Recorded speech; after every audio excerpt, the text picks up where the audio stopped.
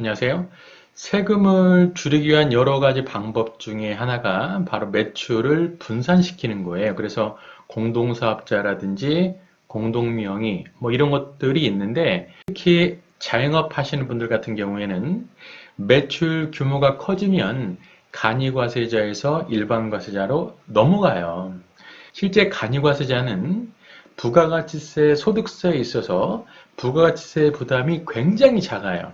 현재는 직전 사업년도 총 수익 금액이 4,800, 내년에는 8,000 정도로 지금 개정안이 나와 있는데 실제 8천만이 된다라고 하면 혜택 보는 부가가치세는 어마어마할 거라고 봐요. 그러다 보니까 가끔 이러한 유혹에 빠지게 돼요. 간이과세자에서 일반과세자로 넘어가기 전에 폐업을 하고 그리고 명의를 가족명의로 돌리는 거죠. 즉 간이과세자를 계속 유지하기 위해서 명의 위장을 하는 겁니다. 자, 이럴 경우에 분명히 세무서에서는 명의 위장을 추정을 하고 세무조사를 나올 거예요. 그렇게 됐을 때 세무서 입장에서 명의 위장의 근거가 뭔지 거기에 대해서 세무조사 사례를 통해서 몇 가지 좀 말씀해 드리도록 하겠습니다. 주요 쟁점은 명의를 위장하려는 이유가 크게 세 가지로 구분할 수 있어요. 첫 번째는 매출 분산으로 인해서 세금을 축소하는 방법.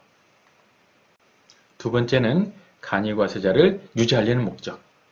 세 번째는 본인이 신용불량자 또는 체납으로 인해서 사업자 등록을 못 낼 경우. 이 중에 간이과세자를 유지할 목적으로 명의를 변경한 세무조사 사례를 한번 보도록 하겠습니다. 오늘의 주인공 영마살 씨는 개업을 합니다.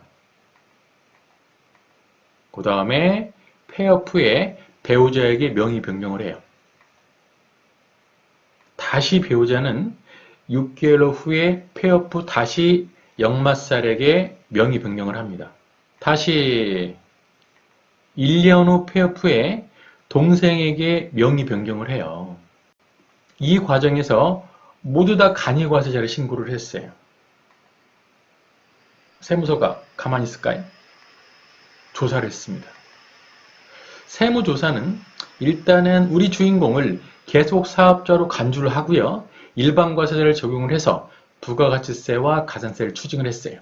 자, 그러면 우리 주인공 가만히 있겠어요? 다시 주장을 하겠죠.